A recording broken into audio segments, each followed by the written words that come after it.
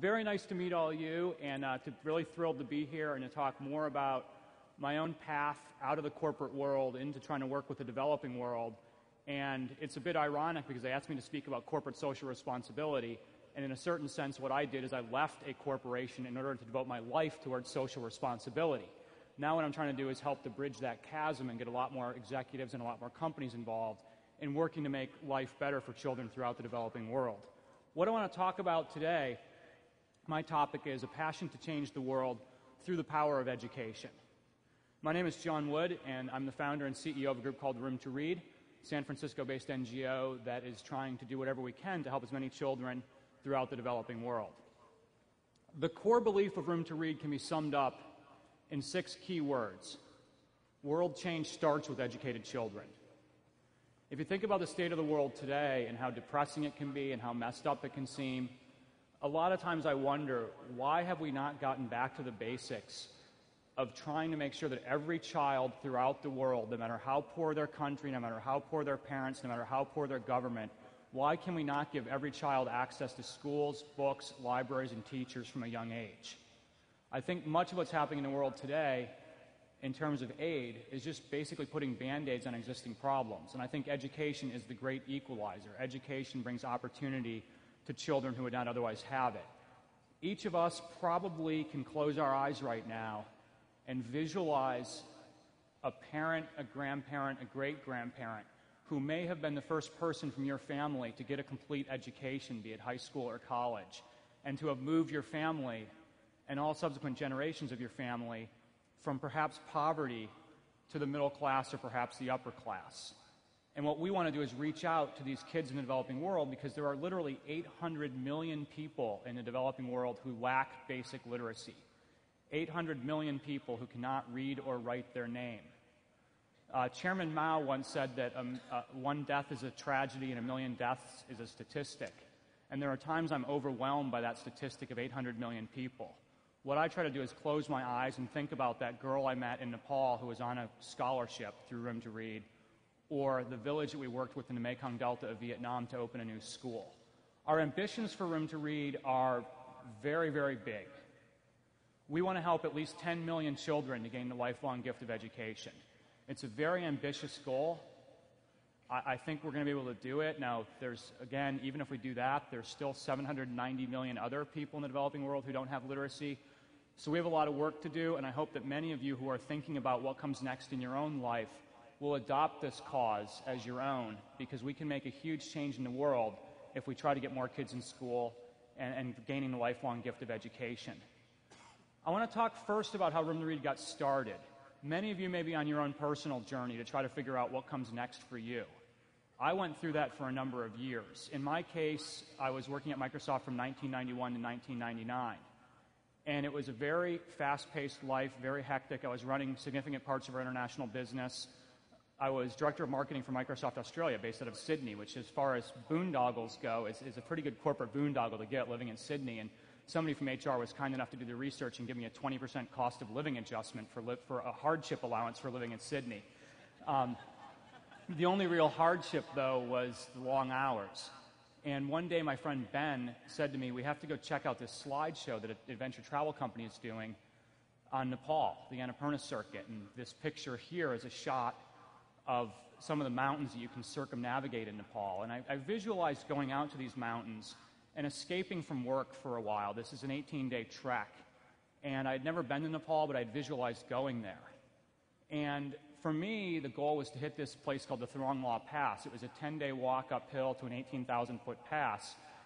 And I visualized a life for 3 weeks with, escaping my cell phone, escaping my email, escaping the dreaded Monday morning management team meeting, escaping from certain unnamed executives who are driving me crazy.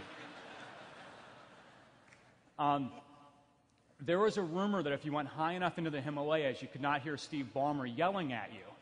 And that was really appealing to me, because in my dreams I was having this vision of Steve's big bald head yelling, "You're not making your numbers.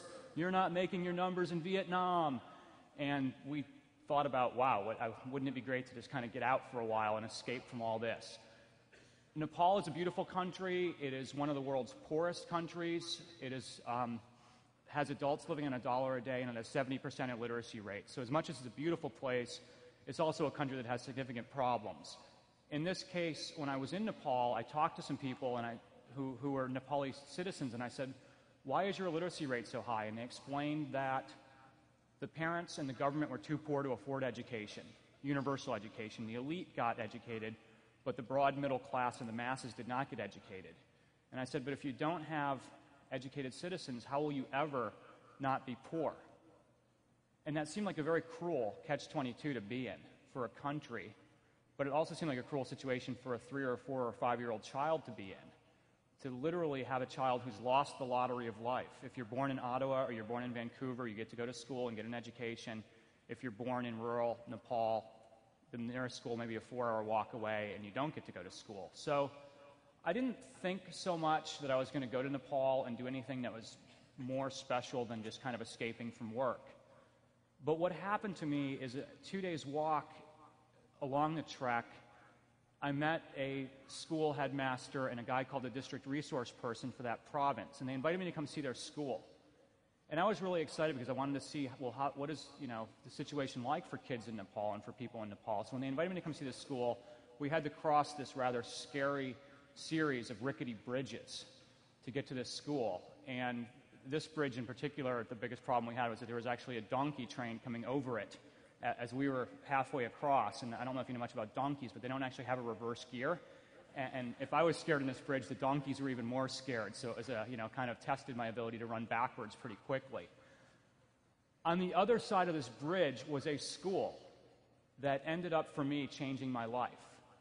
The school you see here, just a rickety collection of mud and straw with a leaky sheet metal roof. And during the rainy season, the roof leaked and the dirt floors turned to mud. And the headmaster said a rainy day is a holiday. So during the entire monsoon season, the kids couldn't work the fields, but they also couldn't go to school. And I thought to myself, wow, we live in a world of such abundance, yet here's 450 students in this school who have just terrible conditions. The headmaster invited me to see the school's library, and that really excited me. I don't know how many of you in the audience were kind of library geeks as a kid. Oh, come on, like 4 of you raised your hand. If you're here today, you may have been a library geek during your earlier life.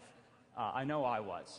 When the headmaster invited me to see the school's library, I got this very hopeful vision in my head. I thought, a library will have a bunch of happy kids reading books. And when the headmaster walked me over to the library, the reality was just so different. It was just this big empty room.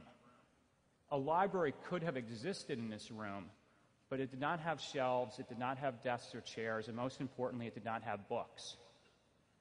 And God knows I did not want to be an obnoxious American and ask the question, but I had to. I said, where exactly are your library's books? And the headmaster explained they were in a cabinet in the back of the room, locked up, because the books were so precious, because there were so few of them. And they yelled for the teacher who had the one key to the rusty padlock where the books were locked up. And when he finally showed up and showed me the school's treasure trove of books, there were only about 20 books in the cabinet, and they were all completely inappropriate for children. They were just backpacker cast-offs, things that sympathetic truckers had left behind. Totally inappropriate for children. I am not a literary snob by any means. I think every child should read Danielle Steele romance novels at some part of their pedagogical development.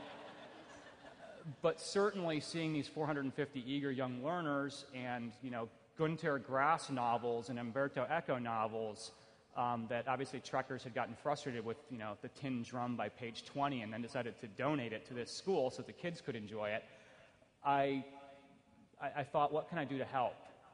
And I wondered to myself, would it be obnoxious to offer? Who am I as like this wealthy, young, white American kid to offer this headmaster and say, I can help you? And thankfully, he saved me the trouble. Chapter 1 of my book is titled, Perhaps, Sir, You Will Someday Come Back with Books. That was his humble request. And in my own mind, I got this really good feeling. I got this big, goofy grin on my face. I literally had this vision of helping this headmaster. And for myself, I thought, you know what? I could be the Andrew Carnegie of Bahundanda, Nepal.